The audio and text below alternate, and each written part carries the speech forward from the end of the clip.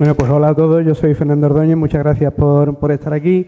Y yo con la parte que me toca ahora en mi presentación, lo que he pretendido es, no sé, compartir con vosotros algunas reflexiones que hace uno cuando lee cosas de cómo ha ido, no solo la astronomía, sino la historia de la astronomía. Personalmente he ido descubriendo que mientras más me interesaba la astronomía, también me interesaba más conocer a los científicos, las vidas, las cosas, cómo se encuentran, porque al ver cuándo y cómo ocurrieron esos descubrimientos, entiendes también mejor la propia materia de la astronomía. Entonces, bueno, prácticamente la reflexión básica es que pensemos que nosotros, desde que somos niños, hemos estudiado en el colegio, nos hemos aprendido de memoria los nombres de los planetas del sistema solar, los conocemos de carrerilla y probablemente tenemos la idea interior de que ha sido así siempre, y la reflexión que quiero compartir con vosotros es que prácticamente hasta antes de ayer, que con la tecnología, y no le llamo la tecnología moderna, sino al mero uso del telescopio de Galileo, ¿no? Pues no se empieza a vislumbrar realmente cómo era de verdad el sistema solar, y cómo hasta antes de ayer el hombre no conocía más, ser humano no conocía más planetas que los que se veían a simple vista desde hacía milenios. Por eso lo he titulado los últimos siglos, ¿no? El 18, el 19 y 20, los siglos en los que creció el sistema solar. Y no que creciera de tamaño, pero sí que crecieran los límites que el ser humano le confería al sistema solar. Y todo eso lo vamos a hacer intentando contar algunas anécdotas que me parecen curiosas y que me gustaría compartir con vosotros. Entonces, bueno, pues vamos allá, ¿no? Arriba lo que he mencionado son eso precisamente, el número de planetas del sistema solar. 5 primero, 6, 7, 8, 9, creciendo, y sin embargo menguamos en el siglo XXI, ¿no? 8, y pongo entre paréntesis por ahora, porque no sabemos, ¿no? En la humanidad el número de planetas que el hombre ha asignado, que había planetas ahí en el sistema solar, pues no ha sido una constante, ¿no? Desde los tiempos inmemoriales, el ser humano, básicamente desde la prehistoria, es lo que ha contado antes Mateo. Seguro que desde la prehistoria se identificó en el cielo fácilmente a unos astros que eran diferentes del resto de estrellas, que estaban siempre las mismas figuras, giraban cada noche, pero a la noche siguiente eran las mismas figuras. Estaban condenadas a ser siempre el telón de fondo fijo que nos ofrecía el cielo. Pero había unas bolitas, unas estrellitas, unas luces más importantes que las demás, seguramente serían más importantes, porque brillaban más, eran mucho más llamativas. Ese brillo a veces era variable, no tan fijo como el de las estrellas, sino que, pues no sé, conocemos que Marte cambia mucho de que esté en la oposición a que no lo esté. Pero sobre todo, aparte de este tema del brillo, es que cambian de posición, cambia su posición entre las estrellas fijas, es lo que ha contado precisamente Mateo, de estrellas errantes, ¿no? Entonces, el hecho de que fueran unos astros, en donde además en el cielo, desde las civilizaciones antiguas, todo el mundo ha reflejado sus mitos y sus leyendas y sus historias, pues esas estrellas tenían que corresponder a personajes más importantes, concretamente a los dioses más principales que existían en cada mitología, en cada cultura, en cada civilización, ¿no? También nos acaba de explicar Mateo la retrogradación. ¿Cómo es posible que un planeta va avanzando cada noche en una posición en el cielo, cambiando de sitio con respecto a las constelaciones, y de repente hace un bucle y tira para atrás? Eso ¿qué es lo que hace que un planeta cambie como si diera totalmente marcha atrás o se quedara estático? Entonces esas cosas le hacían ser unas estrellas, entre comillas, completamente curiosas, ¿no? Así que, por lo tanto, esos planetas se asimilaron a los dioses más importantes. Mateo, si yo hubiera visto tu hoja a tiempo, habría cogido el 26 de junio, ¿no? Porque van a estar los 5 planetas visibles. Yo he tenido que buscar una para el pasado, buscando una, y he encontrado una del año 16, del 20 de febrero, en donde ese día se podían observar a una misma hora los 5 planetas que son visibles a simple vista, ¿no? Y ahí he puesto los nombres de los planetas, según los griegos. A lo mejor no son tan familiares para nosotros, ¿verdad? Si los tuviéramos que llamar así, Hermes, Afrodita, Cronos, Ares, Zeus, diríamos, ¿estos son los planetas? Bueno, pues así es como los llamaban los griegos, ¿no? De hecho son dioses para ellos.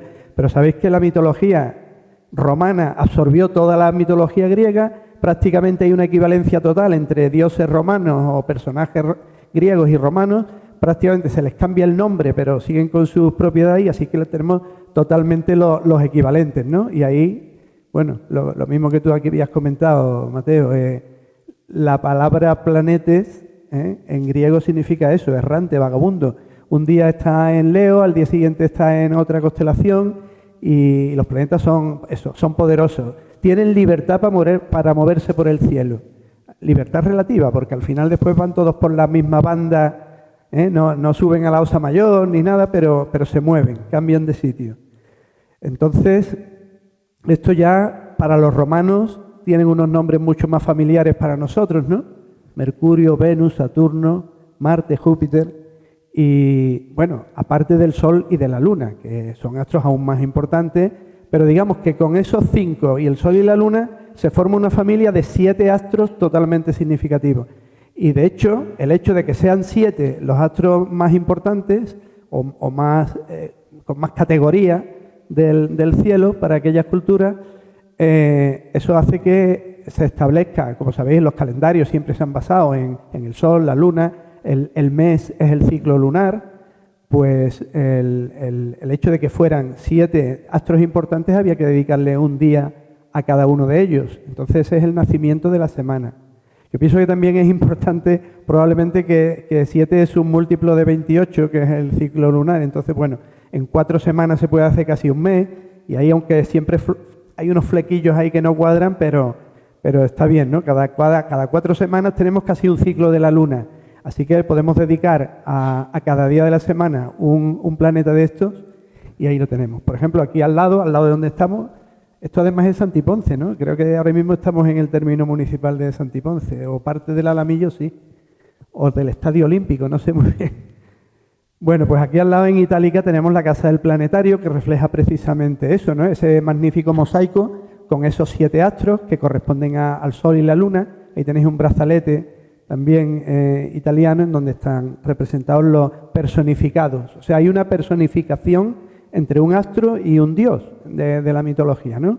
Diana, concretamente, representando a la Luna, Marte, que además lo ponen en el brazalete este con el color rojizo de Marte, Mercurio, porque es el que más deprisa se mueve, asociado al dios mensajero, con las alas en el casco o en los tobillos a veces, Júpiter, el señor en su edad madura, el dios de los dioses, el dios del Olimpo, que tiene poder sobre todos los demás, ahí en plan plenipotenciario, Venus, la diosa de la belleza, Saturno siempre, padre de Júpiter, representado siempre como un anciano, como el dios del tiempo también, porque además coincide evidentemente la personificación. Mercurio es el que cambia más deprisa cada día, Saturno en cambio es el que va más lento de todos. Así que Saturno tenía que ser el dios viejo, el dios del tiempo, el Cronos para los griegos, Saturno para los romanos y Apolo el dios del sol, ¿no? Entonces eso lo podéis visitar y es muy interesante ver cómo los romanos le prestaban gran importancia a eso y están los 7 días de la semana ahí representados. Y nosotros precisamente incluso etimológicamente los propios nombres de los días de la semana tienen mucha relación en castellano y en otros idiomas, después, no todos, ¿no? Porque han sufrido algunas deformaciones, pero efectivamente el lunes de la Luna, martes de Marte, miércoles esta relación con Mercurio. En nuestro idioma hay una gran relación entre los nombres de la semana y el dios al que van dedicados. El domingo se cambió por el día Dies Domenicus, el día del Señor. Pero en otros idiomas incluso, por ejemplo, en inglés Sunday y Monday es literalmente día del sol o día de la luna. O en el sábado, Saturday, más literal de día de Saturno, no puede ser el sábado, ¿no? Y en alemán también, Sonntag, Montag, son literalmente el día del sol o el día de la luna. Así que hay una referencia clarísima. Pero esos 5 astros eran los 5 que se veían a simple vista, de forma que durante milenios, hasta que no hemos podido ver más allá de lo que veían nuestros ojos, el número de planetas que hemos tenido en el Sistema Solar durante miles y miles de años, hasta el siglo XVII, diría yo, pues ha sido 5, ¿no? Bueno, y tenemos de nuevo ese mismo mosaico visto desde arriba, el Sol, la Luna y los 5 planetas, y yo me hago la siguiente pregunta: ¿dónde está la Tierra? Porque la Tierra para nosotros es el tercer planeta, ¿no? ¿Dónde está la Tierra? Bueno, evidentemente la Tierra no salía aquí, porque la Tierra, ¿dónde estaba la Tierra? Pues la Tierra está en el centro del universo. Somos el centro del universo y esas lucecitas son una cosa y yo soy otra.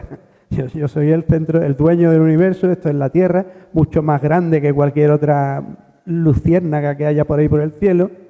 Y desde Ptolomeo, de que a su vez era la tradición aristotélica y todo eso, pues la Tierra es algo inmóvil, que no vemos moverse, todo lo demás da vueltas alrededor de mí, yo soy el centro del universo, y ese es el sistema de Claudio Ptolomeo desde el siglo II, que llega prácticamente hasta antes de ayer, como quien dice, hasta la época de la revolución científica, ¿no?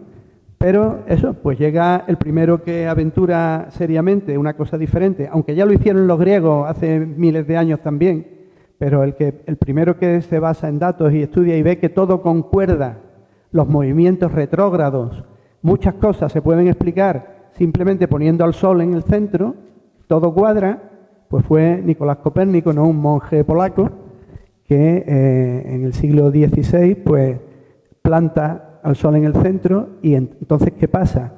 Pues que con este sistema la Tierra es otro más de esos 5, como esos 5 que vemos en el cielo. Nosotros somos como el sexto. Es un cambio de filosofía, ¿no? Absolutamente revolucionario. Entonces, nosotros somos el sexto planeta. Llega muy poco tiempo después Galileo, que además estudió y siguió las tesis de Copérnico, pero él tuvo la suerte de contar por primera vez con un instrumento para conocer mucho mejor el universo de lo que lo podía haber hecho el propio Copérnico y todos los anteriores, todos los estudiosos y astrónomos árabes, etcétera, que hubo en la Edad Media, todo eso. Galileo fue el primero que tuvo, no fue el inventor del telescopio, pero sí fue el primero que aquel catalejo que habían inventado los holandeses para ver los barcos y todo eso, fue el primero que lo apuntó para arriba. Entonces, bueno, pues claro, en cuanto miras con un telescopio, por muy pequeño que sea, hacia arriba, descubres muchas cosas. Galileo fue un auténtico genio, descubrió montañas en la Luna, la no perfección de la Luna, los satélites de Júpiter, que había cosas que daban vueltas alrededor de algo que no era yo, la Vía Láctea, que estaba compuesta por millones de pequeñas estrellitas, algo que le pasaba a Saturno, porque miraba a Saturno y le veía algo raro. Pero no penséis que nosotros con nuestros telescopios de aficionados miramos a Saturno y rápidamente, los anillos, ¿no? Pero ni siquiera Galileo el pobre pudo descubrir que eran anillos. Ahora os pongo una cosa muy curiosa también. Galileo, con todas las cosas que descubrió, no imaginó la existencia de nuevos planetas. Bueno, yo no sé lo que él imaginó, pero en sus escritos no nos habla de ningún descubrimiento de ningún planeta. Galileo descubrió muchas cosas, pero para él seguían siendo los mismos 5 planetas que había, o él ya contaba quizás a la Tierra como el sexto, ¿no? Pero en esto de Saturno os cuento esta anécdota. Yo he difuminado ahí una imagen de Saturno para verla borrosa y para suponer que más o menos así es como conseguía Galileo, ver Saturno, porque tenía muy poca nitidez el instrumento que él usaba, ¿no? De hecho, él nunca describió los anillos de Saturno. Él representaba a Saturno como con unas protuberancias o con unos satélites que estuvieran permanentemente sin cambiar de posición. No era como los de Júpiter, que se pasaban de un lado a otro, sino que Saturno siempre tenía como 2 estrellas o 2 satélites alrededor, ¿no? Porque él no consiguió identificar aquello como anillos. Eso no ocurrió hasta que se fueron perfeccionando con avances en la óptica, sobre todo Huygens, otro holandés que desarrolló instrumentos más perfeccionados y fue el primero, 55 años después de Galileo, que dijo que lo que tenía Saturno eran anillos, había una cosa plana alrededor de Saturno. Pero entonces ahí hubo unos años, entre 1610 y 1665, durante 50 años, se estuvo pensando que sí, que Saturno era un planeta con unas orejas o algo raro, ¿no? Entonces hay una cosa muy curiosa, que es un cuadro que podéis ver en el Museo del Prado, que representa a Saturno devorando a sus hijos. Está pintado por Rubens en 1636, justo en este periodo. Y él representa el astro de Saturno arriba en el cielo como una gran estrella con dos pequeñitas alrededor, porque era la visión que en aquel momento, 26 años, les había pintado Galileo. Y él lo representa así en el cuadro y lo podéis ver así. Si Rubens hubiera conocido lo que Huygens encontró, aquí habría pintado unos anillos en vez de pintar dos estrellitas, ¿no? Entonces, bueno, me parece muy curioso el ver cómo va avanzando el conocimiento y cómo incluso conocimientos erróneos se reflejan incluso en el arte, ¿no? Pero bueno, ya tenemos 6 planetas, porque la Tierra se ha incorporado a la nómina. Entonces, los 5 que tenemos visto, y somos ya conscientes de que nosotros somos uno más. Desde algún sitio del universo se podrían observar 6 planetas en el sistema solar y la Tierra no sería más que uno de ellos, ¿no? Ya llegamos al siglo XVIII. Ahí en Europa está en ebullición, está ocurriendo la guerra de los 7 años, bueno, entre muchas es como una especie de guerra no mundial, pero sí europea, y además con participación también de las colonias, o sea que prácticamente una primera gran guerra, básicamente entre los intereses franceses y los ingleses, pero están también los alemanes metidos, los distintos reinos alemanes, y en concreto un músico alemán de Hannover, que era un ducado, creo, aliado con Inglaterra, pues estaba pasando como ahora en Ucrania, ¿no? Este chaval se fue a Inglaterra, que era un país aliado de Hannover.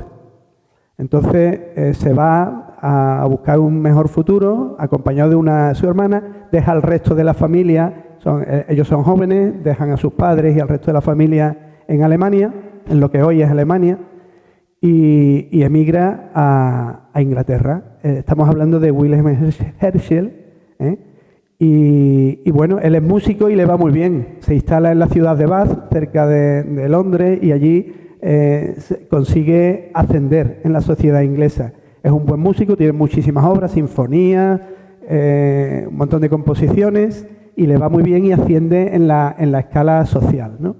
Entonces, fijaros que muere ya incluso en el siglo XIX, ¿no?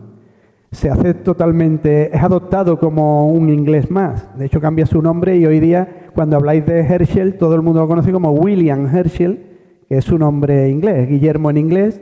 Abandona el Wilhelm suyo alemán, lo cambia a William, ¿no? A Guillermo Herschel. Y es un tío de estos, pues otro para mí como otro Da Vinci, porque es que se interesa por todas las ramas de la ciencia y de la cultura, y él, aunque es músico, sabe la relación que hay entre la música y las matemáticas, entre la música y la geometría, y se interesa por gente que conoce en Inglaterra, cercanas a él, a los círculos en los que él se mueve, conoce autores, conoce libros, conoce investigadores, y le hacen apasionarse por temas como las matemáticas, la acústica, muy relacionada con el sonido, con los instrumentos y todo eso, y de ahí pega un salto también a la óptica y a la astronomía. Su padre en Alemania, cuando ellos eran pequeños, cuando la familia Herschel era pequeño, les había a todos metido un poco de gusanillo de la astronomía. Y él traía desde pequeño un poco que su padre era aficionado, que conocía las estrellas y todo eso. Y él, cuando en Inglaterra ve la posibilidad de aprender mucho más, en Inglaterra Isaac Newton había montado un sistema nuevo de telescopios, 40 o 50 años antes. Estaba el telescopio newtoniano, que era un gran avance, y que era forma de hacer instrumentos muy potentes y muy baratos, y él nada menos que le gusta eso, le gusta el cacharreo, y se mete a diseñar a construir telescopios, y sobre todo aprende la técnica del pulido de espejos esféricos, y se convierte en un maestro de la construcción de telescopios, pero como aficionado. O sea, él construye telescopios porque él quiere mirar al cielo. Después se convierte en un increíble vendedor de telescopios gigantescos para los distintos estados europeos y se forra vendiendo monstruos de no sé cuántos metros, pero inicialmente él construye telescopios para sí mismo, ¿no? Ahí lo veis con su hermana Carolina, que le ayudó en toda su carrera, y que de hecho hay descubrimientos que son achacables a Carolina.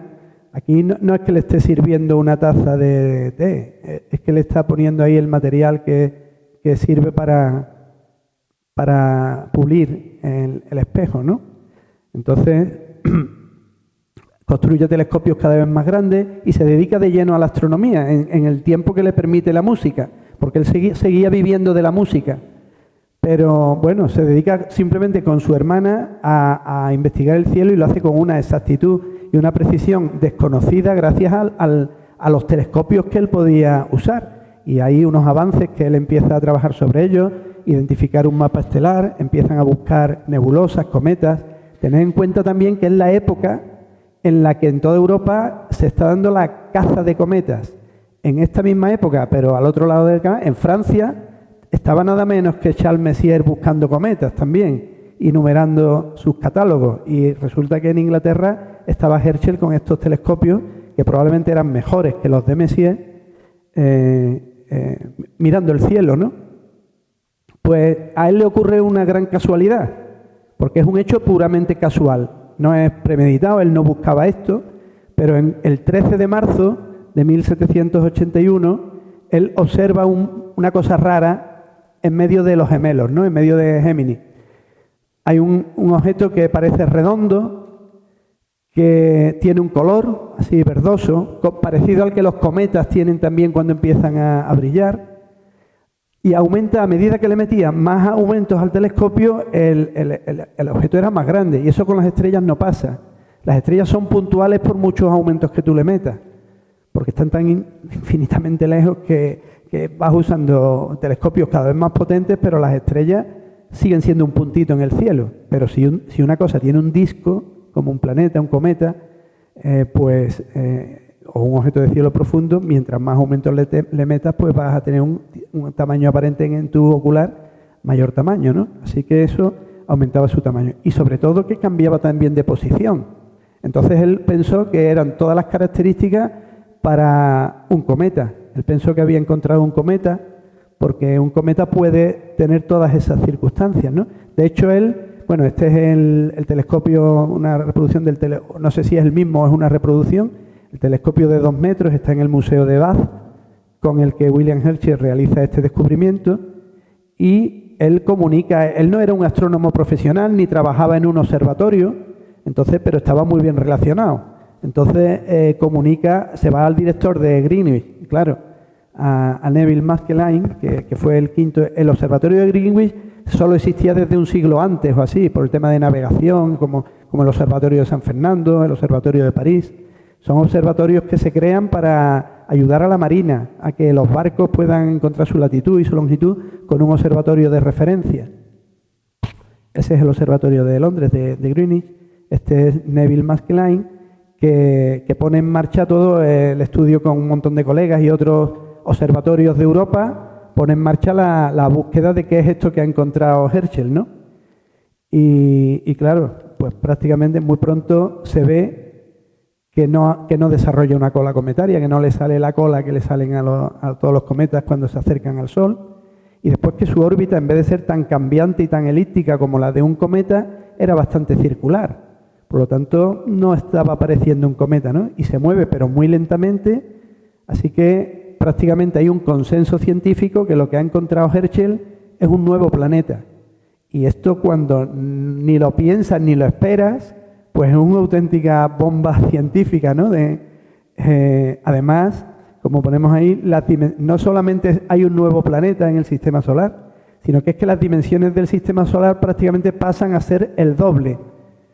Si teníamos aquí, fijaros, muy cerca del Sol, ¿no? Los planetas interiores, Mercurio, Venus, la Tierra, Marte, en unas órbitas relativamente hablando siempre cercanas, en unidades astronómicas. Júpiter sí se da un salto, y Saturno también, de 5 a 9 unidades astronómicas y media, pero es que Saturno, al ver lo lento que se movía, aplicando que ya se conocía en aquel momento las leyes de Kepler, pues si se mueve tan lento, le corresponde una distancia al Sol tal o cual, con esas fórmulas, ¿no? Entonces, Urano estaba al doble de distancia que Saturno. Así que, por eso digo, el sistema solar crece. Los límites del sistema solar ya no estaban en 10 unidades astronómicas, sino en 20 unidades astronómicas, ¿no? De forma que en el siglo XVIII ya tenemos 7 planetas, en la nómina del sistema solar. Pero claro, ese descubrimiento, bueno, os cuento alguna cosilla más de Herschel, ¿vale? Primero, el reconocimiento del rey de Inglaterra. Es que el tema da para eso, es algo tan fundamental que el rey, primero, es una gran cosa para tu país, ¿no? Aunque él era alemán de nacimiento, pero hombre, ha sido aquí acogido, lleva muchos años, es uno más de los nuestros, se llama William, y entonces, bueno, es condecorado, es hecho Sir, y bueno, hasta le asignan un estipendio mensual, y el rey lo único le dice, oye, tú te vienes conmigo a la corte, a Windsor, y allí para yo poder mirar por tu telescopio cada vez que quieras. Entonces, bueno, pues él recibe un dinero y pasa a estar todavía más alto catalogado, ¿no? De hecho, hay una cosa muy curiosa. Herschel tiene que ponerle un nombre al planeta nuevo. Y él le llama en latín Georgium Sidus, que significa el planeta de Jorge. Hombre, Jorge era su mecenas, le estaba dando una cantidad importante, lo había llevado a la corte, pues yo nombro este planeta en honor del rey de Inglaterra. ¿Y qué pasa? Que eso al resto de potencias europeas no le hizo ninguna gracia, ¿no? Entonces, al final, entre todos, se adopta el nombre de Urano, que tiene mucho sentido por la sucesión mitológica de padres e hijos de los dioses romanos, ¿no? Marte es el hijo de Júpiter, Júpiter es el hijo de Saturno, pues el que está allí era el bisabuelo, ¿no? Entonces el otro que tiene que ser Urano, que era el padre de Saturno. Así que ya tenemos la familia completa reunida, a todo el mundo le parecía que era una sucesión lógica y se adoptó el nombre de Urano. Pero hay que decir que en Inglaterra se usó el nombre de Georgium Sidus durante 20 o 30 años más. Ellos siempre, que si las pulgadas y todo esto, pues eso también. El planeta ese tenía que ser diferente, ¿no? Para los ingleses estuvo 30 años más diciéndole el planeta de Jorge. Hasta que, bueno, de hecho, bueno, Urano, como algún otro planeta, tiene no solo uno, sino dos símbolos astronómicos, pero uno de ellos, adoptado internacionalmente hoy día también para Urano, es este símbolo que veis aquí, y que es lo que representa es la H de Herschel, la inicial de Herschel. Bueno, no se salió Herschel con la suya, no le aceptaron el nombre que él quiso y se impuso una vez más la mitología romana, llamada por consenso internacional. Eso a él le cabreó bastante, pero él siguió sus investigaciones. Con esos telescopios veía realmente más cosas que nadie y Herschel siguió descubriendo un montón de cosas. No se paró ahí. 6 años después, descubre 2 satélites de Urano, Titania y Oberón. Y dice, y esto es por mis muertos que se van a llamar como yo diga. Y entonces, efectivamente, los nombra como Titania y Oberón. ¿Qué son Titania y Oberón? Son los nombres de 2 personajes de la comedia del sueño de una noche de verano de William Shakespeare. Shakespeare es de 2 siglos antes o 3, no sé, pero 2 personajes importantes de esa novela le dan nombre y lo siguen dando hoy día oficialmente a 2 satélites de Urano y se rompe por primera vez el uso de nombres grecolatinos para nombrar 2 astros. Y dice, pues esta vez sí que voy a coger a nombres ingleses de un autor inglés como Shakespeare y estos van a ir para arriba. Y así conocemos todavía a esos 2 satélites primeros descubiertos por Herschel, ¿no? Él sigue construyendo monstruos ya cada vez más grandes. Este es un telescopio, fijaros el tamaño que tiene, lo que él podría ver con eso, ¿no? De 1,20 metros de diámetro el espejo, pero vende a los estados europeos, a varias cortes europeas, les vende aparatos de este tipo. A España le vende un telescopio de 60 centímetros que se tiene en Madrid y que es destruido en las guerras napoleónicas, es destruido con la invasión francesa, pero que hace unos años se ha reconstruido y esa réplica la podéis observar cualquiera de vosotros si vais a Madrid, al Real Observatorio de Madrid, está el telescopio de 60 centímetros de Herschel, reconstruido, digamos, que fue vendido por Herschel al Reino de España. Herschel no se paró solo con eso, sino que descubre también los rayos infrarrojos y finalmente muere a los 84 años en 1822. Fijaros qué anécdota que también muere con 84 años, que es exactamente el periodo orbital de Urano, el planeta que le ha descubierto. Con lo cual, el día de su nacimiento y el día de su muerte, Urano estaba en el mismo punto de su órbita. Casualidad también, ¿no? Bueno, esto le da muchísimo renombre a Herschel, pero sobre todo desata la búsqueda, porque si hay una cosa ahí, ¿por qué no va a haber más? Entonces todos los astrónomos europeos se ponen a la caza de nuevos planetas. Está coincidiendo, ya digo, con la búsqueda de la gran búsqueda de cometas. Era el momento en que se estaba rompiendo con las supersticiones antiguas, empezando con la nueva ciencia y el racionalismo, ¿no? Pero los cometas habían gozado de mucho misterio, presagiaban malos augurios desde siempre. Entonces el hecho de que poder predecir cuándo iba a aparecer un cometa con esa cola antes de tiempo era muy importante todavía en las cortes europeas, ¿no? Aunque solo fuera por el prurito científico de decir, yo he dicho que dentro de 4 meses vamos a ver un cometa en tal sitio, ¿no? Entonces había muchos cazadores de cometas, el más famoso Charles Messier, ¿no?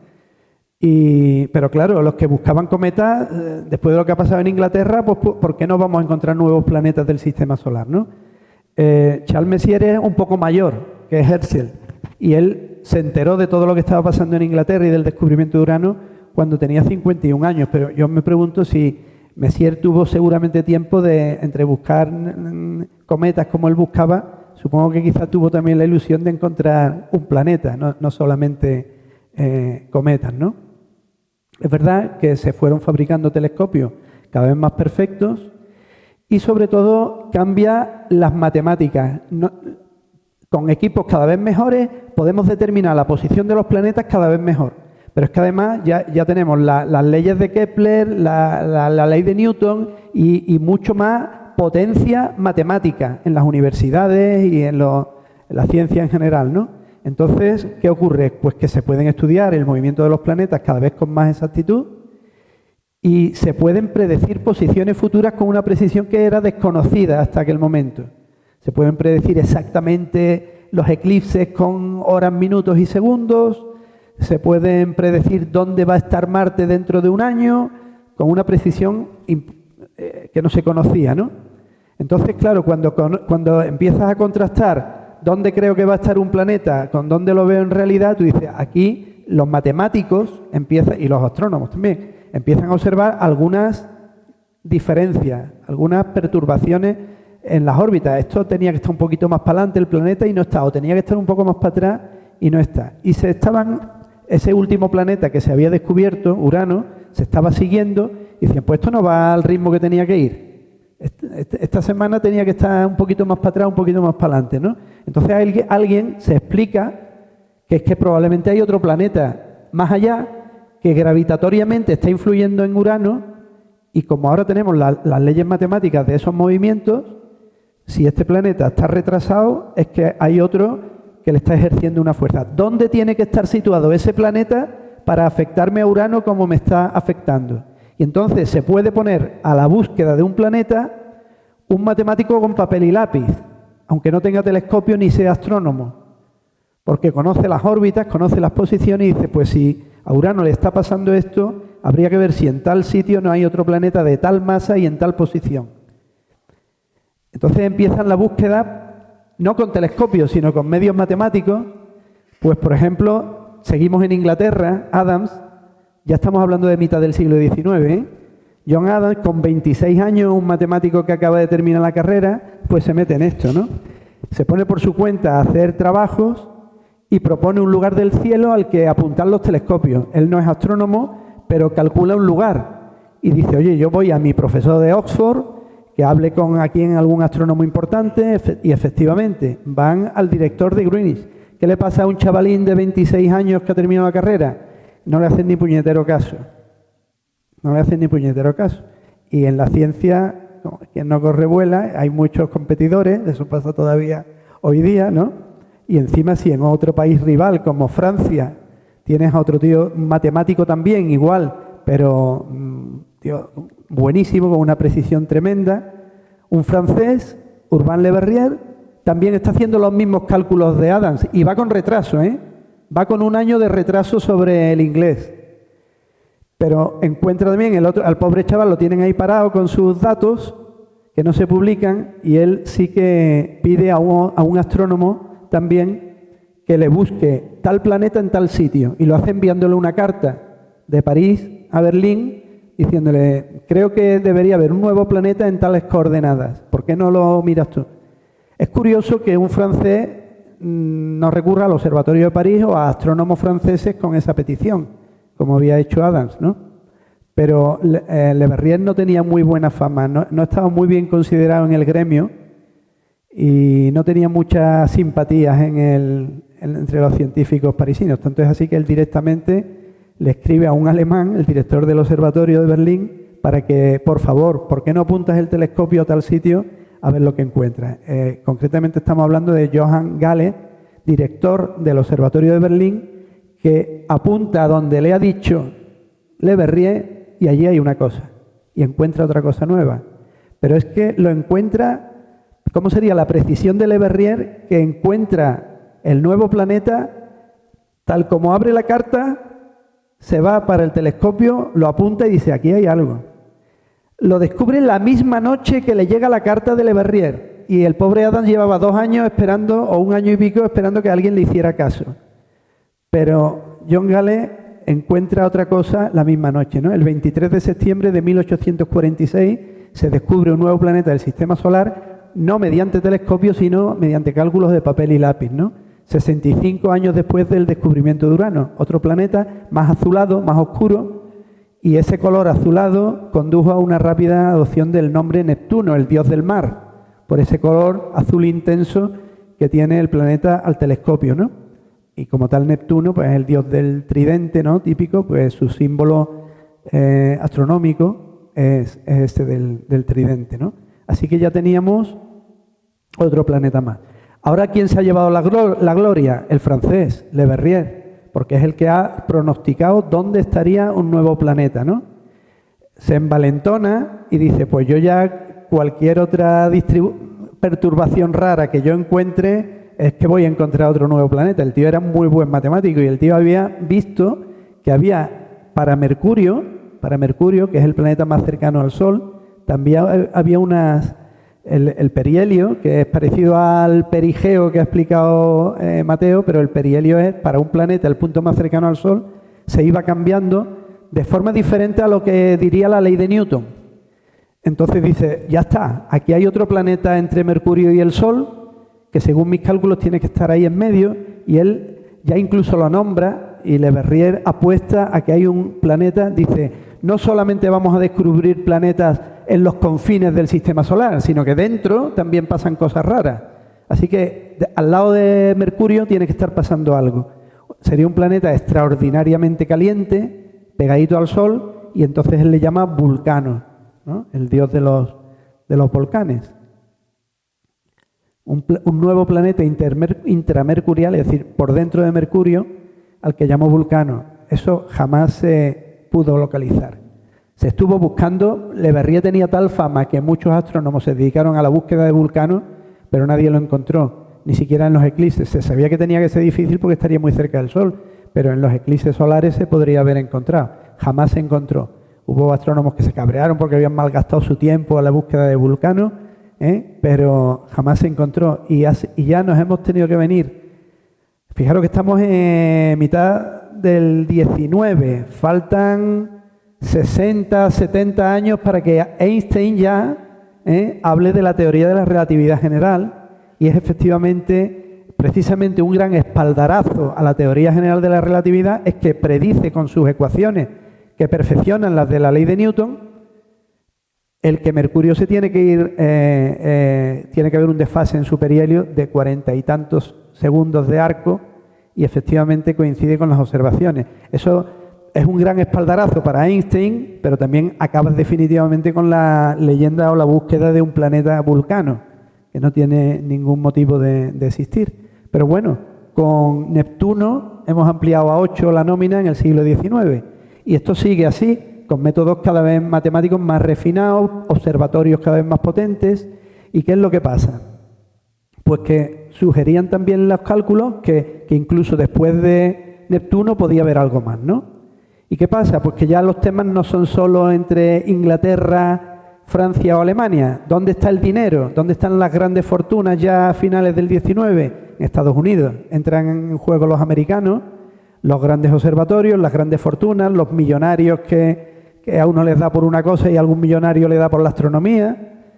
Y entonces, bueno, pues eso, entran en juego los Estados Unidos y ahí tenéis a Percival Lowell, ¿no? Un millonario americano de Boston, pero bueno, él creo que era ingeniero o matemático, una gran fortuna, una enorme fortuna. Tanto es así que decide construir en Arizona, que tenía muy buenos cielos y muy poca contaminación lumínica y tal, pues construye el observatorio que lleva su apellido, el Observatorio Lowell, y él se dedica a observar Marte y él cree ver unos canales, unas líneas en la superficie de Marte, y Percival Lowell es el gran abanderado de la existencia de los marcianos como civilización inteligente, porque cree que todo lo que él está viendo, las sombras y los dibujos que ven en Marte, los achaca a canales de agua que ha construido una civilización inteligente. Y bueno, este tío, claro, es tan importante, tan influyente, que en los periódicos relevantes de la época de Nueva York y tal, supongo que le publicarían todas sus tesis. Así que el New York Times y el Times y todo esto están llena de artículos en donde decían lo que este hombre decía, ¿no? Se puede encontrar en los periódicos de la época, ¿no? Y él estaba también convencido de que los problemas que había con la órbita de Neptuno tenían que ver con un noveno planeta. Le llamó planeta X. Esa X no es de número romano de planeta 10, sino es un planeta desconocido, un planeta incógnita, el planeta X, ¿no? Pero Percival Lowell muere relativamente joven, con 60 años. Estamos hablando ya del siglo XX, los años 20, en 1919.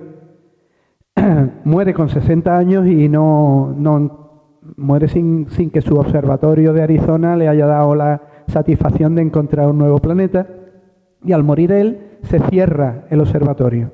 Permanece cerrado durante 10 años, pero la familia, que lo tiene en alta estima y bueno, supongo que después de heredar pues del abuelo, del tío, pues lo tienen en mucha estima, honran su memoria y deciden en algún momento reabrir el Observatorio Lowell. Y un sobrino lo reabre, contrata a un astrónomo que después fue muy famoso por la colaboración con Hubble en cuanto a la expansión del universo, a que las nebulosas son galaxias, en fin, no me enrollo con eso, pero Besto Slipher, que es este que tenéis ahí, otro americano, pues queda nombrado director del observatorio, y en 1919 se vuelve a buscar la búsqueda del planeta X. Y este hombre, Besto Slipher, lo que hace es contratar a un chavalín loco por la astronomía, un aficionado de Kansas, Clayton Buff, ahí lo tenéis con un telescopio construido por él mismo, se lo lleva a Arizona, y este chaval se dedica a observar el cielo a la búsqueda de ese planeta X que Lowell no había podido localizar, y lo encuentra. Él usa placas fotográficas observadas al microscopio y inventa una técnica de comparación rápida de un montón de fotografías. Todavía en el siglo XX se seguían buscando planetas mediante la técnica de ver un punto que se ha movido en una foto. Entonces él lo hace con una técnica mejorada, y este chaval, con 24 años, encuentra el planeta X, ¿no? Y ese descubrimiento se hace público también, ya con los medios modernos de comunicación de los años 30, ¿no? Por todo el mundo, se telegrafía a todo el mundo y se hace público, como ahora se hacen también públicas las cosas, eligiendo la fecha. No, esto lo vamos a decir tal, para que sea tal efeméride, ¿no? El 13 de marzo de 1871 era el 13 de marzo era el día que Herschel había encontrado Urano por casualidad. Entonces ellos buscan el 13 de marzo y 149 años después del descubrimiento de Urano hablan del descubrimiento de un nuevo planeta, ¿no? Para colmo, ese 13 de marzo daba una casualidad, y es que era la fecha de cumpleaños del mecenas de Percival Lowell. Entonces eligen ese día. Percival Lowell había muerto ya, ese día hubiera cumplido 75 años si hubiera estado vivo, Y bueno, todo esto es en honor y gloria de Percival Lowell, el descubrimiento de este planeta. Aquí ya existe la Unión Astronómica Internacional, que había nombrado ya las constelaciones y todo eso precisamente en el año 30, con el belga Delport, ¿no? Y entonces ya es la Unión Astronómica Internacional la que oficialmente tiene que nombrar el planeta, ¿no? Esto, bueno, ya de momento en el siglo XX a los 9 planetas que hemos estudiado, yo por lo menos de pequeño, ya yo creo que por las edades que tenemos aquí casi todos hemos estudiado 9 planetas, pero ya hay chavales que ya de Plutón no saben nada, ¿no? Entonces, bueno, hay que ponerle un nombre al planeta. Este cuadro lo represento porque es una escena, bueno, es Proserpina y Orfeo en el infierno, ¿no? En el Averno, ahí oscuro y tal. ¿Por qué? Porque se estaba buscando un planeta y ese planeta sí estaba, a su vez, muchísimo más lejos. Tenía que ser un planeta extraordinariamente frío, porque estaba muy lejos del Sol, y muy oscuro, porque no recibía la luz del Sol. O sea que, bueno, esa imaginación de un planeta oscurísimo, ¿no? Entonces, bueno, hay un hecho curioso, otra anécdota que os cuento, y es que se publica en todos los periódicos del mundo, y llega a Inglaterra la noticia, en Oxford, un señor, un bibliotecario de la universidad, lee que se ha encontrado en Estados Unidos, un observatorio de Estados Unidos, un nuevo planeta, que la Unión Astronómica Internacional le está buscando nombre, y él lee eso en casa delante de sus nietos. Y hay una chica, una niña de 11 años, Venecia Barney, la nieta de este señor, que, fijaros, con 11 años estudiaban mitología en el colegio, estudiaban, yo creo que hoy, pero bueno, una niña de 11 años dice, abuelo, pues si tiene que ser un planeta tan frío y tan oscuro como dice el periódico, ¿por qué no le pone el nombre de Plutón, que es el dios del inframundo, ¿no?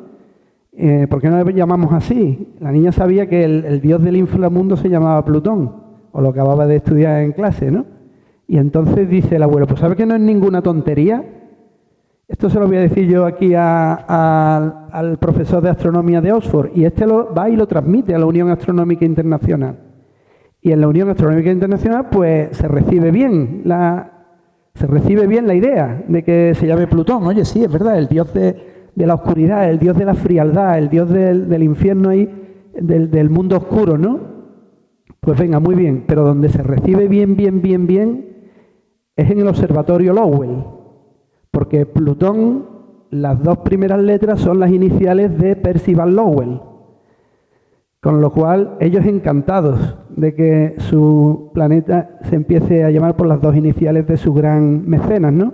Y de hecho el símbolo mitológico astronómico para Plutón hoy día son las iniciales PL de Percival Lowell. Bueno, pues hoy, sin embargo, sabemos que aquel descubrimiento, que también se basó en las matemáticas, fue más fruto de la casualidad que de las matemáticas. ¿Por qué? Porque Plutón es extraordinariamente pequeño. Plutón no tiene masa para influir en las observaciones, en las perturbaciones que tenía Neptuno. Más bien parece que se calculó erróneamente la masa de Neptuno, y si se hubiera calculado bien no hubiera habido perturbaciones. El caso es que por una cosa o por otra se encuentran, pero esto también se debe a que los telescopios eran tan potentes que podían encontrar pedruscos cada vez más pequeños. Esto tenía un inconveniente, y es que podías encontrar ya decenas o cientos de cosas, hasta dónde iba a llegar el sistema solar, ¿no? Y eso es lo que ha ocurrido. Desde el principios del siglo XXI, en el que estamos ahora, se han descubierto otras cosas parecidas a Plutón y que habría que ir metiendo en la nómina del sistema solar, y el sistema solar hubo una propuesta para que el sistema solar tuviera 12 planetas. Ceres en el cinturón de asteroides lo cumplía, Plutón también, y después otro más que se acababa de descubrir, que después se ha llamado Eris, también. Así que de 9 teníamos que subir a 12.